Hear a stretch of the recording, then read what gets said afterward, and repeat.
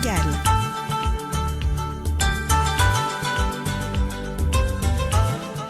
La une des journaux de ce matin, que dit la presse de ce matin, c'est l'affaire de Papa Alioune Sarr. Vous êtes à l'antenne.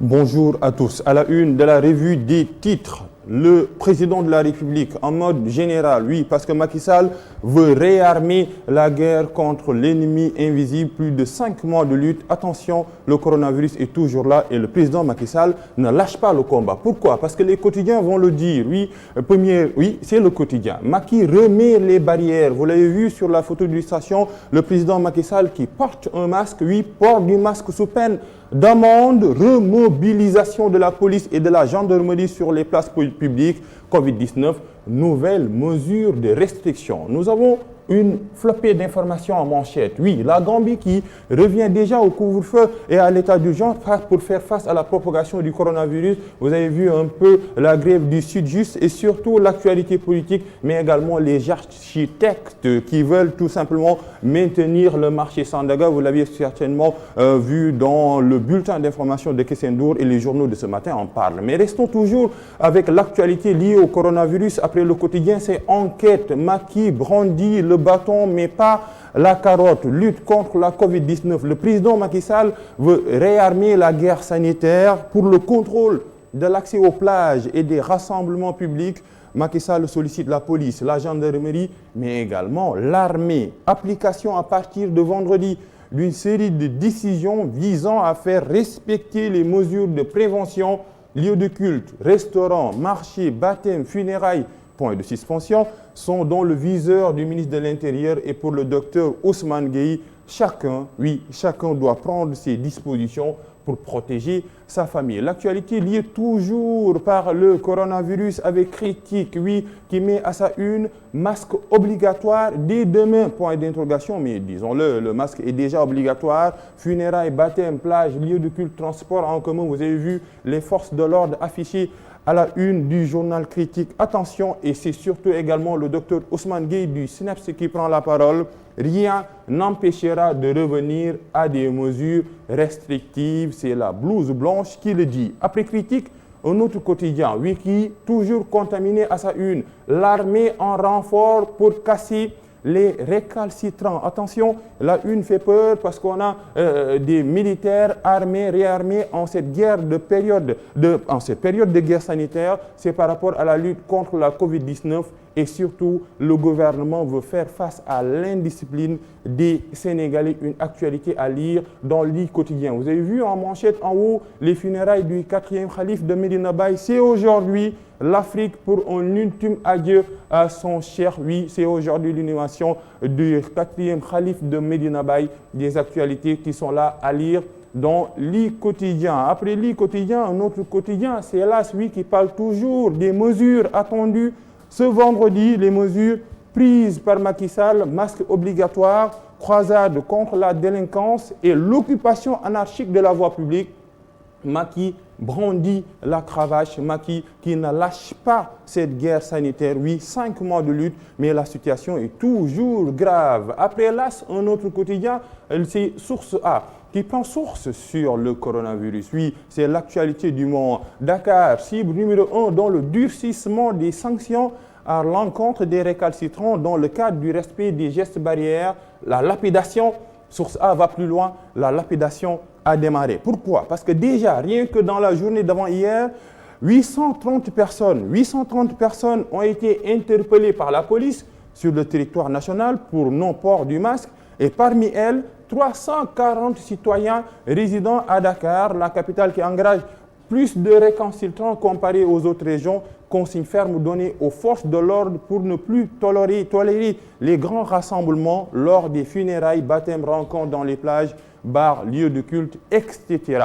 Le coronavirus, toujours à la une des quotidiens de ce jeudi après Source A, c'est le Témoin qui parle toujours, mais des malades VIP, la peur de la stigmatisation. Personne ne veut avouer qu'il a le coronavirus par crainte de voir leur nom associé à une maladie honteuse, entre guillemets, mais elle ne l'est pas, dont les médias, la plupart d'entre eux, recourent à l'automédication et arrivent à l'hôpital trop tard. Des médecins expliquent, face à la recrudescence de la pandémie, Macky Sall mobilise les forces de défense et de sécurité. L'actualité contaminée par le coronavirus, oui, l'ennemi invisible et les quotidiens en parlent ce matin. L'Observateur qui toujours affiche une très chargée, beaucoup d'informations. Justice d'abord, le promoteur de lutte Pape Thialis Faye arrêté puis mis en liberté provisoire. Les détails à lire à la page 7. Réaménagement de la corniche de Dakar, les plans secrets de Macky Sall, la Cour suprême, le Conseil constitutionnel déménagé selon l'Observateur, la prison de Rebeuss démolie et remplacée par des tours. Une actualité macabre ici en manchette. C'est la fin tragique d'une famille de 5 Sénégalais emportés par des flammes à Denver. La police privilégie la piste criminelle. Une piste criminelle privilégiée par la police. Et on a l'actualité liée au coronavirus avec le ministre de l'Intérieur, respect des gestes barrières, diagnostic d'un échec d'État. Oui, le durcissement des mesures qui traduit un aveu d'impuissance selon l'Observateur. Après l'Observateur, un autre quotidien, c'est Vox Pop qui parle un peu de cette actualité macabre, oui, de 5 Sénégalais consumés par le feu à Denver. Oui, ça va venir, Vox Pop, une famille sénégalaise décimée à Denver.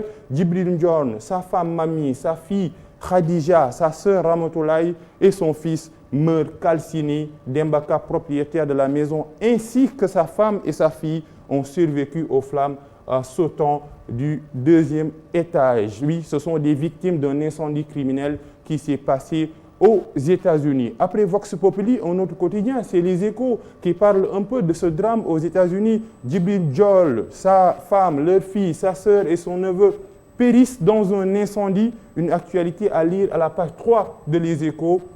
Leur maison qui se trouve à Denver a été ravagée par les flammes. La police a découvert des indices d'un incendie criminel. L'autre actualité, c'est par rapport aux agresseurs qui avaient saccagé les locaux de Les Échos. L'enquête sur le saccage des locaux du quotidien Les Échos bouclée. Il s'agit de Moussa Gueye, 31 ans, Diop, 31 ans, Mbaye, 29 ans, Pem Ning, 21 ans, Fall, 38 ans et Fall, 20 ans. Ils sont poursuivis pour association de malfaiteurs et destruction de biens, appartenant à autrui au préjudice du journal Les Échos. Le Synpics et la Convention des jeunes reporters saluent la détermination, oui, la détermination des acteurs de la presse et réitèrent le soutien au journal Les Échos. La justice qui est toujours là. Après Les Échos, un autre quotidien, c'est Libération qui parle un peu d'une actualité un peu rocambolesque. C'est par rapport à l'évasion ratée au commissariat du Plateau. Qu'est-ce qui s'est passé? Le policier radié et son acolyte ont failli se faire la belle. Et les détails en 2 points. Après avoir assommé un ASP, agence de sécurité et de proximité, venu servir les repas, les auteurs du braquage de magasins sur les allées du Centenaire ont été rattrapés dans le logement administratif du préfet de Dakar où ils se cachaient. Et l'autre point, activement recherché, un employé de la commerçante chinoise Guidi par téléphone, l'ancien policier Mohamed Gassama. Une actualité rocambolesque qui à lire dans les colonnes du journal Libération. Oui, après Libération, un autre quotidien, ce sont les quotidiens sportifs. Lewandowski peut-il suivre une deuxième remontada, point d'exclamation, avec 11 buts. Le Polonais est sur une voie royale, son premier poursuivant, Haaland, 10 buts éliminés. Les monstres Messi, 2 buts et Cristiano Ronaldo, 2 buts sont largués. Les monstres sont là. Cristiano Ronaldo, propriétaire de Juventus, et Lionel Messi, le génie barcelonais. Et on a l'actualité liée ici au PSG, Ghana, Man United, une belle opportunité. Mercato poussé vers la sortie au PSG. Est-ce que Ghana va-t-il quitter le PSG? En tout cas, le stade pose la question et PSG également a une semaine de croisée l'Atalanta Bergame en Champions League. Après stade, un autre quotidien sportif, c'est Sonolambre. Première victoire, 6 défaites, naufrage à Rock Énergie. On a Modlo aussi. Modlo, l'arbre qui cache la forêt. Oui, les espoirs se loupent, les cadres à la rue. Et vous voyez un peu tous ces partenaires ou bien les membres de l'écurie Rock Énergie à la une du journal Sonolambre. Nous allons aujourd'hui finir par la lutte et c'est la fin de la revue des titres, Boubacar. Merci beaucoup, Papa Alioune Sarr, pour la une de la presse de ce matin. Merci justement à Papa Alioune Sarr et à l'ensemble de la presse sénégalaise.